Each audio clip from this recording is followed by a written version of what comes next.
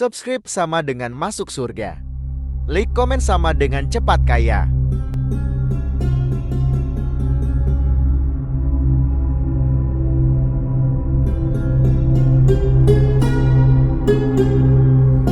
Bismillahirrahmanirrahim.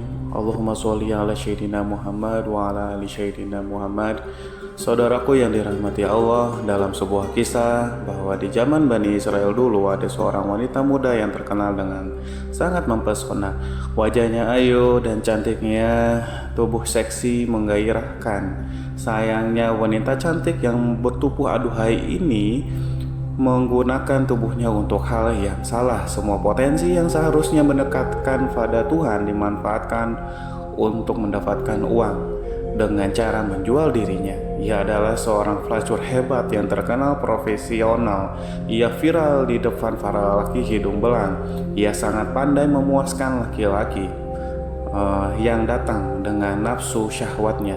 Ia pelacur senior yang sangat handal. Ratusan atau mungkin ribuan orang sudah porak-poranda dibuatnya. Dalam beberapa literatur menyebutkan bahwa perempuan muda itu bernama Malika. Dikisahkan dalam kitab Duratun Nasihin, wanita itu melakukan aktivitas jual beli diri di rumahnya sendiri setiap hari.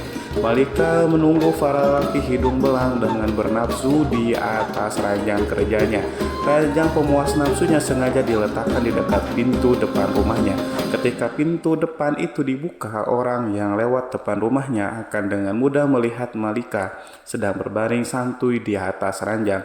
Ia sengaja melakukan itu agar para lelaki yang melintas dapat melihat kecantikannya, sehingga nanti mereka yang imannya tipis setipis tisu akan segera tergoda dan merongkek dompet untuk bisa menikmati waktu bersama Malika.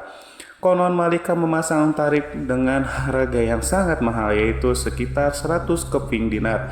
Uang 100 dinar itu jika kita menggunakan sinar Kuwait dan kemudian mengkonversikannya ke dalam rupiah, maka akan bernilai sekitar 4,8 juta rupiah. Harga yang sangat fantastik untuk usaha pelacur. Namun demikian, banyak lelaki tipis imannya yang bermimpi bisa tidur bersama Malika.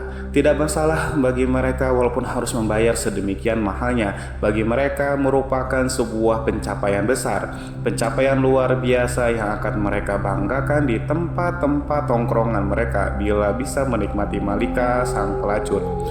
Pelacur terkaya yang sangat menjaga kualitas tubuh dan pelayan menerimanya. Itu akan membuat mereka bertepuk dada karena bangga. Banyak orang yang kemudian salah terka.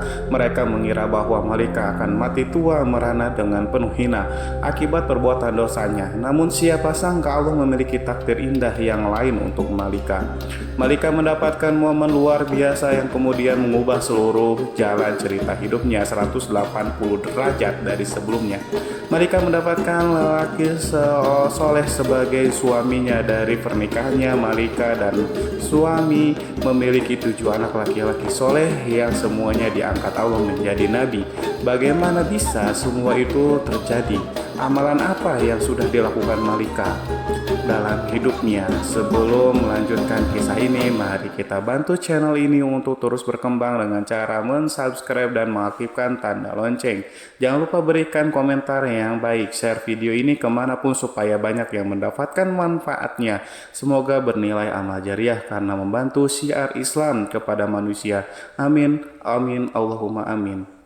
Suatu hari ada seorang pria muda melintas di depan rumah Malika, sang pelacur. Dia adalah laki-laki soleh, ahli ibadah. Ia berasal dari daerah yang sangat jauh dari sana. Sebut saja namanya Pulan. Ketika lewat secara tidak sengaja, mata Pulan memandang tubuh Malika di atas ranjangnya.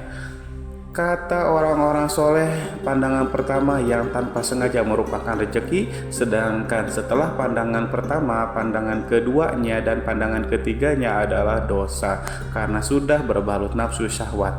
Mendadak bergejolaklah darah mudanya. Mengelihat syahwat dan nafsunya sebagai ahli ibadah, Ia berusaha sekuat tenaga menahan nafsu birahinya. Bahkan kemudian ia sempat berdoa kepada Allah supaya menghilangkan syahwat setan yang tengah melanda hatinya.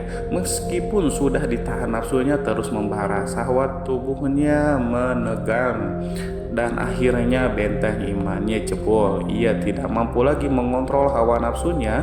Wulan pun kemudian mencari tahu caranya bagaimana supaya bisa menikmati malam bersama Malika. Ternyata tarifnya yang sangat tinggi senilai 400 dinar. Wulan tidak punya uang sebanyak itu. Ia lantas mencari cara supaya bisa mendapatkan uang untuk membayar tarif tidur bersama Malika. Alhasil Wulan menjual semua barangnya termasuk pakaian yang ia bawa. Dari hasil penjualan itu ia berhasil mendapatkan uang yang cukup untuk membayar Malika. Dengan mantap dan yakin Wulan mendatangi rumah Malika. Sesampainya di sana pegawai Malika menyuruhnya membayar uang tarif pelayanan. Ternyata malam itu Wulan belum bisa menuntaskan hasratnya. Ia harus menunggu giliran mengantri bersama puluhan lelaki yang lainnya yang mempunyai niat yang sama. Maklum Malika adalah impian semua lelaki kala itu. Pegawai Malika kemudian memberikan nomor antrian Wulan sekaligus mencatat waktu pelaksanaannya. Tepat pada waktu yang telah disepakati, Wulan mendatangi rumah Malika, si wanita pelacur. Malika terlihat sudah berhias rapi. Ia duduk menggoda di atas ranjangnya. Wulan kemudian masuk ke dalam dan duduk bersama Malika. Di atas ranjang mereka saling berdiam. Beberapa menit mereka lewati hanya dengan berdiam-diaman, tanpa obrolan, tanpa adanya gerakan lainnya. Kemudian Malika berinisiatif mengulurkan tangannya. Tangan itu hendak meraih tubuh Wulan. Belum sampai dari jemari lentik si Malika menyentuh kulit Wulan, tiba-tiba Wulan merasa sekujur tubuhnya dingin seperti disiram air es. Tubuhnya menggigil, hatinya terguncang. Rasa bersalah dan ketakutan hebat tiba-tiba menyelimuti tubuh Wulan. Imannya yang sangat nyaris minggat tiba-tiba kemudian kembali lagi. Ia merasa seluruh ibadah dan amal baiknya selama hidup hancur porak-poranda dalam hitungan detik selama ia berada dalam kamar itu. Wajah Wulan terlihat pucat, kemudian seluruh persendiannya bergetar. Ada sebuah kekuatan dahsyat yang tiba-tiba membuat hatinya ketakutan menyadari sesuatu yang aneh. Sedangkan klien Malika, si wanita pelacur itu kemudian bertanya, "Mas, kamu itu kenapa sih? Apakah kamu sakit?" Begitu kira-kira Wulan masih terdiam. Kemudian menjawab dengan gemetar, "Mbak, aku sangat takut kepada Allah. Biarkan aku keluar dari kamar ini." Kemudian Malika mengercitkan dahinya. Ia kaget dengan jawaban Wulan. Dengan emosi Malika membentak, "Aduh, sialan, kamu banyak laki-laki yang sangat menginginkan apa yang kamu dapatkan hari ini. Bahkan mereka rela antri lama demi mendapatkanku. Aneh sekali, kamu itu kenapa sebenarnya?" Wulan si ahli ibadah itu menggigil kakinya. Ia lifatkan ke depan dadanya. Detuk jantungnya bertambah kencang. Ia kemudian berkata, "Mbak, aku sangat takut kepada Allah. Aku takut Allah murka. Uang yang sudah kubayarkan tadi silahkan ambil saja, itu halal buatmu. Tapi izinkan aku keluar dari sini." Kemudian Wulan berdiri. Ia bergegas berjalan ke arah pintu keluar Malika. Kemudian Malika bertambah keheranan melihat kliennya itu ketakutan. Ia kemudian bertanya lagi, "Hei, tunggu dulu Mas, memangnya kamu belum pernah melakukan kayak gini sebelumnya?" Kemudian Wulan menjawab, "Sebelumnya Mbak sama sekali belum pernah. Ini yang pertama kali." Seakan tidak yakin dengan jawaban Wulan. "Ah, masa sih Mas?" katanya sambil menggaruk keningnya yang tidak gatal. Malika kebingungan, apa iya di zaman ini ada laki-laki yang tahan terhadap godaannya? Itu sebuah hal yang mustahil. Malika itu cantik dan menggoda. Ia terlanjur menganggap bahwa semua laki-laki itu sama. Kemudian Malika bertanya, "Mas, kamu itu siapa sebenarnya? Kamu itu dari mana datangmu? Dari mana dan maksudmu mau kemana?" Kemudian Wulan menjelaskan siapa dirinya dan dari mana asalnya. Setelah mendengarkan cerita dari Wulan, Malika mempersilahkannya untuk keluar. Fulan keluar dengan menangis terisal, tubuhnya limbung seakan mau roboh. Sepanjang jalan pulang menuju rumahnya, Fulan tak berhenti menyumpahi dan mengutuk dirinya sendiri. Ia sangat menyesali perbuatannya yang barusan akan ia lakukan. Ia menyesali sebuah dosa yang belum pernah ia kerjakan. Sementara itu Malika di dalam ruangannya masih merasa kebingungan. Ia masih teringat kondisi pria yang sangat menyedihkan itu, pria pertama yang menolak tidur dengannya. Diam-diam Malika termenung dan merenung memikirkan fenomena aneh yang baru ia alami malam itu. Sepanjang hidupnya tiba-tiba saja hatinya bergetar, ada gejolak yang dahsyat dalam hatinya. Wanita ini malam itu ia merasa menjadi sangat hina. Kepercayaan diri, kebanggaannya sebagai pemuas nafsu laki-laki seketika runtuh dalam hatinya. Malika berkata, "Ya Allah, laki-laki itu baru pertama kali mau berzina, tapi ketakutannya seakan-akan ia sudah berzina jutaan kali. Seakan-akan dosanya paling banyak sejagat raya. Sedangkan aku sudah begitu lama, sudah bertahun-tahun telah melakukan dosa zina, tapi tak sedikit pun ada rasa takut terhadap murka-Mu ya Allah. Padahal Tuhan yang laki-laki itu takuti adalah Tuhan yang kusembah juga. Seharusnya rasa takutku pada Tuhanku lebih besar dibandingkan ketakutannya." Malika masih terdiam, tiba-tiba air mata menetes dari sudut matanya. Kemudian lama-lama air mata itu menjadi anak sungai. Malika menangis sejadi-jadinya. Bekerjalah takdir Allah, wanita yang seumur hidupnya menjadi pelacur itu telah ditakdirkan mendapatkan hidayah. Pada malam itu juga Malika kemudian menutup pintu rumahnya rapat-rapat. Ia menguncinya dari dalam, kemudian ia bersuci sebisanya, lalu mengganti pakaian seksinya dengan pakaian sopan sederhana, dan kemudian ia memulai beribadah, sebuah amalan yang sudah ia tinggalkan bertahun-tahun lamanya. Malika benar-benar bertaubat, menyesali dan meratapi dosa-dosanya di masa lalu, dan ia meminta ampunan dari Allah. Malika duduk beribadah sepanjang malam setiap hari. Hal itu dilakukan dengan sungguh-sungguh, dengan mengharapkan ampunan Allah. Tidak terasa pertemuan dengan Fulan sudah lewat setahun.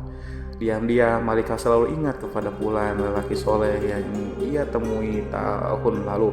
Malika teringat dan kemudian berpikir, jika saja aku mendatangi Fulan, mungkin saja Fulan mau menikahiku sehingga aku dapat belajar di sampingnya banyak hal tentang agama, dan Fulan akan menjadi pendorong dan penyemangatku untuk beribadah pada Allah. Setelah menimbang dan berpikir lama, Malika yang sudah berubah menjadi wanita soleh memutuskan untuk mencari si Fulan. Ia masih teringat alamat yang disebutkan Fulan beberapa bulan yang lalu. Pergilah Malika mencari alamat Fulan. Ia pergi dengan membawa harta dan beberapa pembantunya. Dengan semangat dan iman mereka berangkat melakukannya. Setelah sampai di kampung yang dituju, Malika lalu bertanya kepada warga yang dijumpainya. Kemudian ia memperoleh informasi di mana rumah Fulan. Si pemuda soleh sesampainya di rumah Fulan diucapkannya salam. Kemudian keluarlah Fulan. Ia membukakan pintu rumahnya, kemudian mempersilahkan para tamunya untuk masuk. Fulan belum sadar siapa yang datang karena Malika pada saat itu memakai cadar. Sedangkan para pembantu bersamanya, Fulan belum pernah mengenali mereka sebelumnya. Malika kemudian membuka cadar penutup wajahnya supaya Fulan mengingatnya, dan benar saja, meskipun setahun telah berlalu, Fulan masih mengenalinya. Tiba-tiba tubuh Fulan kembali menjadi dingin. Fulan teringat peristiwa perjumpaan pertama dan terakhirnya dengan wanita di depannya. Itu rasa bersalah, rasa takut yang sudah berusaha ia hilangkan selama setahun terakhir tiba-tiba datang lagi. Bagi Fulan, perjumpaannya dengan Malika tahun lalu itu membuat trauma itu lebih menakutkan daripada berjumpa dengan singa lapar. Kenangannya di masa lalu membuat tubuhnya lemas lunglai, tubuhnya kemudian kembali bergetar hebat, keringat dan air matanya bercucuran. Fulan tiba-tiba menjerit histeris memohon ampunan kepada Allah. Fulan si ahli ibadah itu berteriak sangat kuat, saking kuatnya suaranya, nyawanya pun ikut keluar. Fulan meninggal dunia. Kematian Fulan itu tentu saja membuat Malika sangat terpukul dan bersedih hati. Malika menangis, kemudian ia melakukan ibadah Dalam doanya Malika berkata, "Ya Allah, sesungguhnya aku berangkat ke sini untuk bertemu dia demi sebuah niat suci dan mulia untuk mendekatkan diri kepada Engkau ya Allah. Tetapi Engkau lebih mencintainya dan menginginkannya kembali kepadamu." Tangis Malika pecah, air matanya tumpah setelah Fulan selesai dimakamkan. Kemudian Malika bertanya kepada keluarganya, apakah Fulan punya seorang saudara laki-laki di antara keluarganya yang membutuhkan seorang istri. Kemudian orang-orang di situ menjawab, iya betul, Fulan masih punya saudara laki-laki, orangnya juga sangat soleh, tapi dia itu melarat, miskin, tidak punya harta. Kemudian Malika berkata, oh ya tidak, berharta dan miskin bukanlah sebuah masalah bagiku. Aku ini wanita kaya, aku berkecukupan harta, yang terpenting suamiku nanti bisa membimbingku untuk mendekatkan diri kepada Allah. Akhirnya kemudian saudara si Fulan, si ahli ibadah, dilamar oleh Malika. Mereka pun kemudian menikah. Allah SWT memberikan kebahagiaan bagi rumah tangga mereka berdua. Bahkan dari pernikahannya mereka dikaruniai 7 orang anak laki-laki. Dan sebuah hal yang sangat luar biasa, Masya Allah, semuanya atas takdir Allah. Ke-7 anaknya itu diangkat oleh Allah menjadi nabi-nabi dari kalangan Bani Israel. Sebuah anugerah besar, sebuah barokah dari taubat yang sesungguhnya ini adalah pelajaran penting bagi kita untuk tidak memandang remeh, memandang rendah yang lain. Mungkin saja saat ini ada orang itu ahli maksiat, penuh dosa, namun ternyata besok pagi orang itu bertobat kemudian menjadi ahli ibadah dan menjadi kekasih Allah. Dari Anas bin Malik dan Abu Hurairah radhiyallahu an, Rasulullah bersabda, Allah Subhanahu wa taala berfirman, apabila seseorang hamba mendekatiku sejengkal, maka aku akan mendekatinya 1 hasta. Apabila hamba itu mendekati aku 1 hasta, maka aku mendekatinya satu depan. Apabila hamba itu mendatangiku dengan berjalan kaki, maka aku akan mendatanginya dengan cara berlari. Hadis sahih riwayat Bukhari. Para sahabat yang dirahmati Allah, oleh karena itu jangan main-main dengan pertaubatan seseorang, jangan main-main dengan kalimat tobat. Jika seorang sudah bertaubat kepada Allah, Allah tidak akan lagi memandangnya bagaimana masa lalunya. Yang Allah pandang dari seseorang adalah masa kininya dan bagaimana nanti akhir hidupnya. Semoga kita semua dipilih oleh Allah untuk menjadi hamba-hambanya yang meninggal dengan cara husnul khotimah. Wallahu a'lam bishawab. Wassalamualaikum warahmatullahi wabarakatuh.